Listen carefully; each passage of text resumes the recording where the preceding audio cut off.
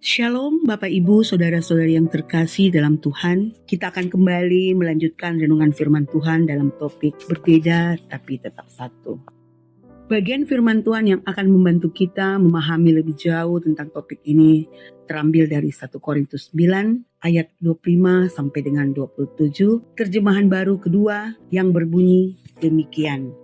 Tiap-tiap orang yang turut mengambil bagian dalam pertandingan menguasai dirinya dalam segala hal. Mereka berbuat demikian untuk memperoleh mahkota yang fana. Tetapi kita untuk memperoleh mahkota yang abadi. Sebab itu, aku tidak berlari dalam tujuan. Dan aku bukan petinju yang memukul angin. Namun aku melatih tubuhku dan menguasainya. Supaya sesudah memberitakan Injil kepada orang lain, jangan aku sendiri ditolak. Bapak, Ibu, Saudara-saudari yang terkasih dalam Tuhan, tiap kita diciptakan dengan emosi secara umum.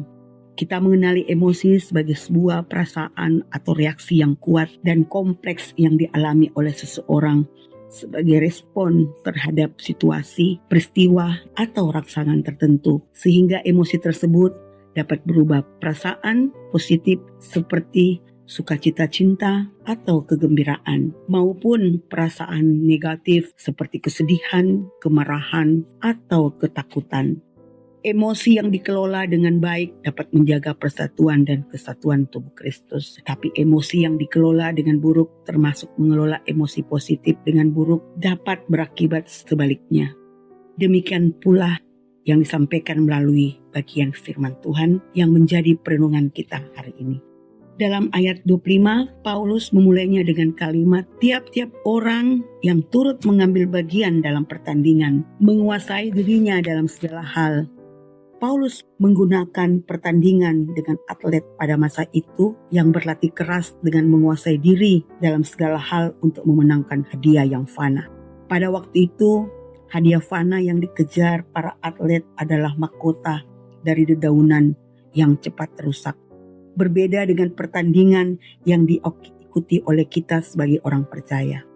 Orang percaya berlomba untuk meraih mahkota kehidupan kekal dari Tuhan. Inilah yang menjadi tujuan hidup orang percaya. Layaknya para atlet yang berlomba, memiliki tujuan hidup yang jelas untuk memenangkan pertandingan.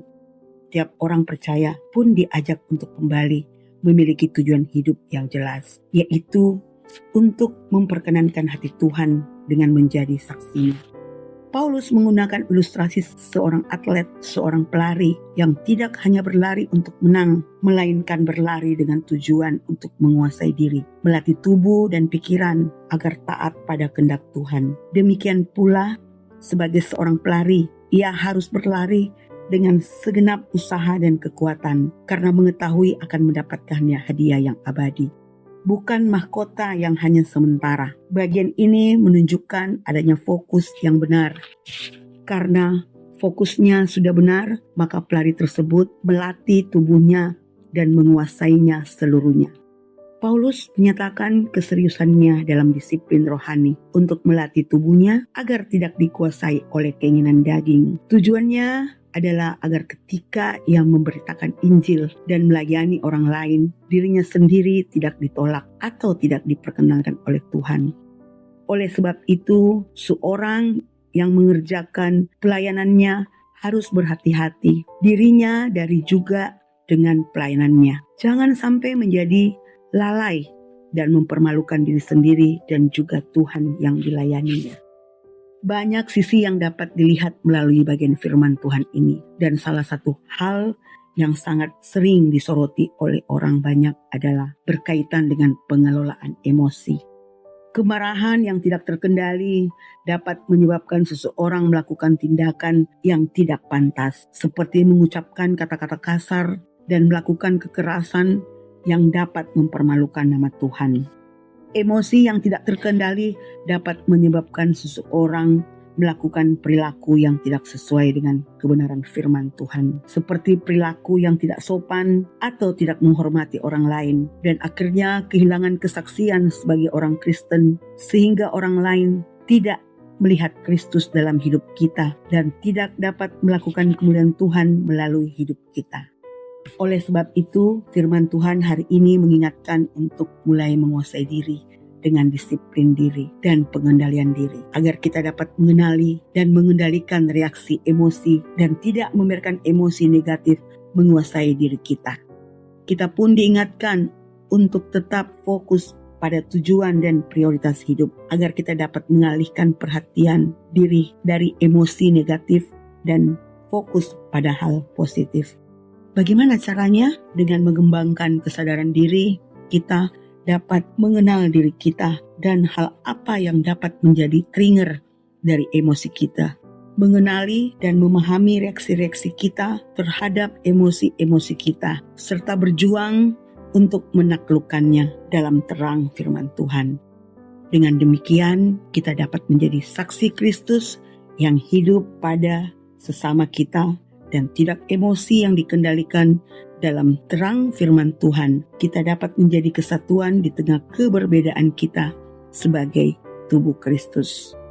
Pertanyaan untuk kita renungkan bersama. Bagaimana kita dapat menerapkan prinsip disiplin diri dan pengendalian diri dalam kehidupan kita sehari-hari? Apa yang dapat kita lakukan untuk meningkatkan kesabaran diri dan mengendalikan emosi kita?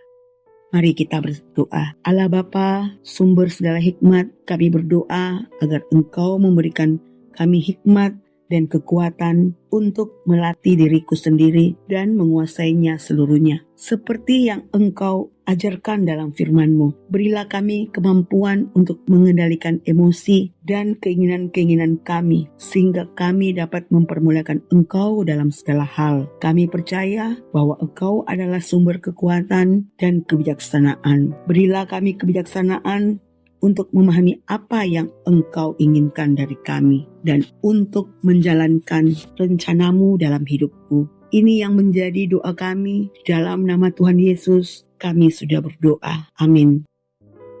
Demikian renungan kita bersama pada hari ini. Kiranya kita boleh terus bertumbuh tiap hari dalam Tuhan. Amin.